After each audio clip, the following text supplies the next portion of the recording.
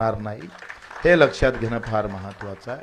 त्याच्यानं हे फडफडणारे लोक फडफडू द्या. उद्या जे जास्त फडफडन ते माहीत होऊ द्या आणि मग आम्हाला काही करायची गरज पडणार नाही. जेव्हा कर्जमुक्तीचा सूर्य निघाला तर यांच्या थोबाडीत मारायला आम्हाला काही करायची गरज पडणार नाही. लोकच त्यांच्यावर जाऊन पडणार आहे. त्याच्यानं त्यांना फार विचार करणं मला वाटते फार गरजेचं नाही आहे. मी पहिल्या दिवशी थोडा भ्रमित झालो होतो का बाबा कशाला या शेतकऱ्याच्या आंदोलनात आपण विनाकारण पडल्यासारखं वाटत होतंय.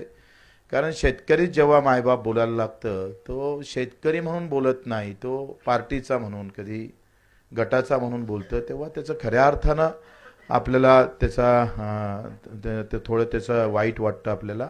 असो, माझं जरी नाव असलं तर ही सगळी लोक महादेवरावजी जानकर असन, राजूजी शेट्टी आहे, वामनराव चटप आहे, अजितजी दादा नवले आहे, मला वाटते ते आमचे क्षीरसागरजी आहे.